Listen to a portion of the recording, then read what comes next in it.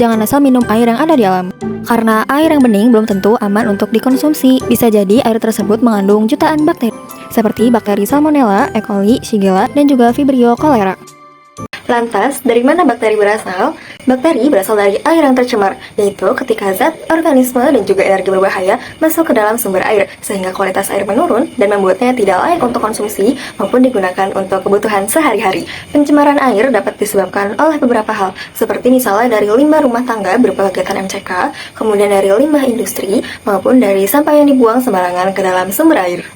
Pertanyaannya sekarang, mengapa pada akhirnya pencemaran air itu berbahaya itu dan apa implikasinya ketika kita meminum air yang tercemar ini? Dua hal. Mari kita bahas secara makro terlebih dahulu. Ketika pencemaran air semasif itu, ini akan menyebabkan kematian makhluk hidup di air dan sungai itu semakin masif, sehingga ikan-ikan banyak yang mati, yang pada akhirnya akan menyebabkan ledakan alga, yaitu eutrofikasi yang semakin masif, serta meracuni tanah pertanian yang pada akhirnya kita kehilangan sumber pangan atau sumber makanan kita. Tapi kedua, kita bahas secara individunya. Ketika kita minum air yang tercemar semasif itu, ini akan menyebabkan penyakit dalam dua hal. Satu, secara penyakit diare ataupun tifus dan lain sebagainya, karena terdapat berbagai macam bakteri seperti E. coli, Salmonella dan lain sebagainya pada air yang tercemar tersebut. Tapi dua, juga kita bisa mendapatkan penyakit seperti gagal ginjal, hati yang rusak, saraf yang rusak dan sebagainya, karena kita minum logam berat ataupun timbal yang ada di air tersebut.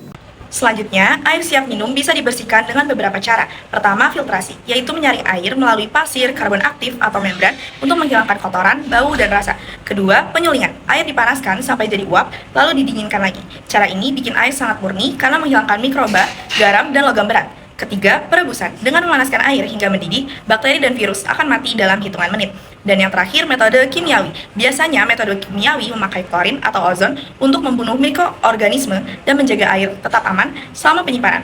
Yang dimana setiap metode ini mempunyai kelebihan masing-masing. Jadi kita bisa tinggal menyesuaikan saja dengan kebutuhan dan kondisi air yang dipakai. Jadi gimana sih penjagaan lingkungan agar sumber daya air bersih tetap melimpah? Pertama, kita harus melindungi daerah resapan Bisa air. hutan dan ruang terbuka hijau, lalu menghindari pembangunan berlebihan di daerah resapan tersebut. Melindungi resapan air dengan tidak membuang sampah atau limbah ke sungai, danau, atau selokan. Menghemat penggunaan air dengan menutup keran jika sudah tidak digunakan. Dan bisa juga nih memanfaatkan air hujan untuk menyiram tanaman. Melakukan reboisasi dan penghijauan dengan cara menanam kembali tumbuhan di tempat yang gundul. Dan yang terakhir nih, mengedukasi masyarakat tentang pentingnya menjaga air agar tetap bersih. Maka daripada itu, jagalah sumber air yang bersih dan minumlah air yang bersih.